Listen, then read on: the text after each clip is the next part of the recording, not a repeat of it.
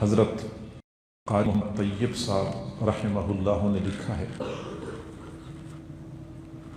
کہ دیوبند میں ایک بزرگ تھے، صوفی تھے، سادہ آدمی تھے، گھاس کاٹتے تھے اور بیچ کے کچھ پیسے اپنی ضرورت پہ صرف کرتے تھے۔ ان کی ایک بیٹی تھی جو مطلقہ تھی یا بیوہ تھی، بیٹی کو کچھ دے دیا کرتے تھے، روزانہ 2-4 آنے بچا کے رکھتے تھے۔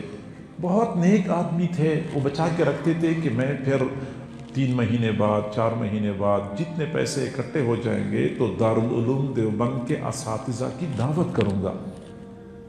چنانچہ 4-4 5-5 آنے بچا کے جب کچھ پیسے جمع ہو جاتے تھے تو یا تو دارالعلوم دیوبند کے اساتذہ کی دعوت خود کرتے تھے اور یا پھر نقد پیسے دے دیا کرتے تھے کہ یہ میرے پاس پیسے جمع ہو چکے ہیں، دیوبند کے اساتذہ خود اس سے دعوت پکائیں اور خود کھا لیں۔ وہ فرماتے ہیں حضرت مولانا محمد یعقوب نانوتوی رحمۃ اللہ علیہ ذرا تو پیسے دے دیا کرتے تھے، وہ پکاتے تھے۔ چونکہ زیادہ پرتکلف دعوت تو بن نہیں سکتی تھی، پیسے بالکل تھوڑے ہوتے تھے، سادہ دال ساگ وغیرہ استاد کھا لیتے تھے۔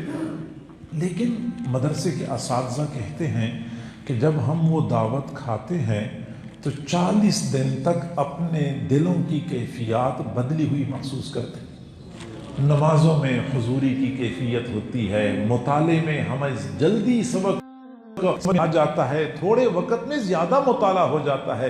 فرماتے ہیں 40 دن تک تو ہم یہ کیفیات محسوس کرتے ہیں، پھر اس کے بعد دوبارہ انتظار کرتے ہیں کہ وہ وقت کب آئے گا جب فلاں بزرگ ہماری دعوت کریں گے اور ہماری کیفیات دوبارہ بنے گی۔ تو حلال اور پاکیزہ لقمہ بندے کے لیے نیک اعمال میں معاون بن جاتا ہے۔